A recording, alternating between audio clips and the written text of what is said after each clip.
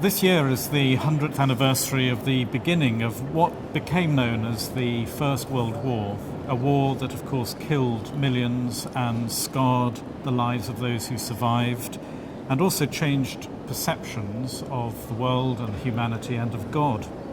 And as part of St. Paul's remembering of the pity and tragedy of war this year, we asked Gerry Judah to create a work that would help us and all of our visitors to stop and reflect. Gerry was born in Calcutta and moved to London with his family when he was 10 years old.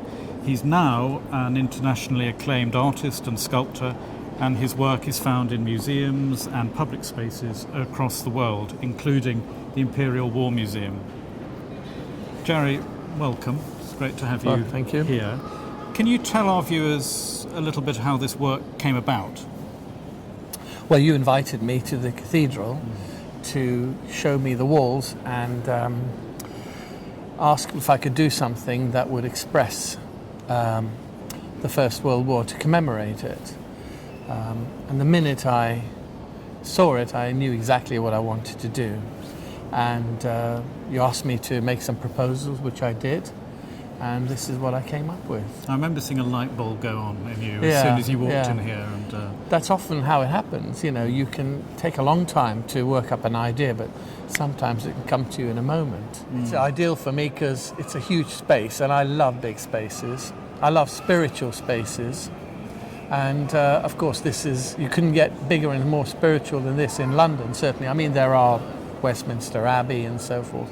But there's something very special about St. Paul's, because it's London, it's now, and to be able to do this here, I couldn't say no. So can you talk us a little bit through the sculptures as they are now? Yes, well, these are two big white crosses. I chose them because they're the symbol of remembrance of the First World War, and of all wars, particularly in Europe. But more so, I wanted to connect it to contemporary war.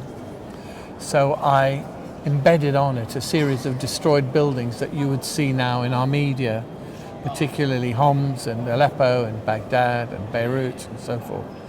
And these are wars that are being continually fought, particularly as they've been carved up by the Ottoman Empire. These are regions which are fighting for their own power base. And I felt that there is a connection, and I wanted to bring those together. But also because the cross is a very, very strong symbol. It's a religious symbol, but for me, as an artist, it's a very artistic symbol, because some of the great paintings had crucifixions and so forth. So it was a symbol of violence, of death. And so by embellishing the cross with this type of violence, I wanted to make that connection. But I'm hoping it's not just about violence. It's also about hope. It's hope of coming away from this. And if you can do that, then, I think it works. What's it made out of? It's got an internal steel frame, and then I clad it with card and various other materials. We made all the buildings separately. They're all laser cut and assembled together, all the windows, and they're full buildings. And then I destroyed them. You destroyed them? Pretty much as, bombs destroy buildings. I actually smashed them. They're not contrived at all. They are actually, there is an act of destruction. It's sort of an act of performance in a way. And then we painted everything in acrylic gesso, white gesso, because I wanted the purity of the white. They look fantastic in the original material, but I think the white made it for me. And then we assembled it. So composition was a very big part of this. And why St. Paul's? I mean, is this an exciting place for you to be? Oh, St. Paul's is London. St. Paul's is the world. It's the place to come to in London. It's the place that personifies London for me. I mean, you look at the Second World War, Herbert Mason's photograph of, St. Paul's in the middle of the Blitz and all the smoke. And it's a symbol of defiance. It's a symbol of continuation. But I think also for me, it is the iconic centre of London. And it's where people come to at great moments of celebration, but also of remembrance. I mean, of course, there are other buildings. There could be little shacks somewhere in a garden that has the same power, but St. Paul's is an iconic building, and this is an iconic moment because we're remembering 100 years of a great war, and it's a great building, but the Great War has other connotations to it. So to put it all together here means a lot to me. Are you a person of religious faith yourself? Well, I'm Jewish, and it's also Passover at the moment, so for me it's very poignant, because of Easter and Passover together, and we did Seder night last night, so it's the Last Supper.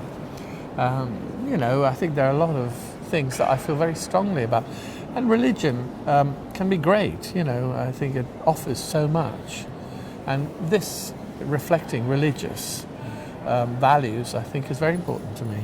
I always think that good religion and good art do something. They don't so much set out to answer everybody's questions, but to question their answers. Absolutely. And this is doing that. Well, I hope so. And what do you hope most about your sculptures being in here? When people look at it and they leave, what do you hope most for the effect that will have on them? Well, the two words I hear constantly sitting underneath there, and from the odd emails I get, is wow and amazing. And yes, that's great because of its scale. But I think I want people to reflect from it. I want people to think. That's why I do it. As an artist, it's very important for me to make art that comes out of history and out of the way we live now. And I think this is what I'm trying to do here. So if people come away with that, I think it's important. So in a time of Passover and Easter, it's great to have you here with us, and I know that for the next 8 months your work's going to have a tremendous effect on people who come here, so thank you. Thank you very much.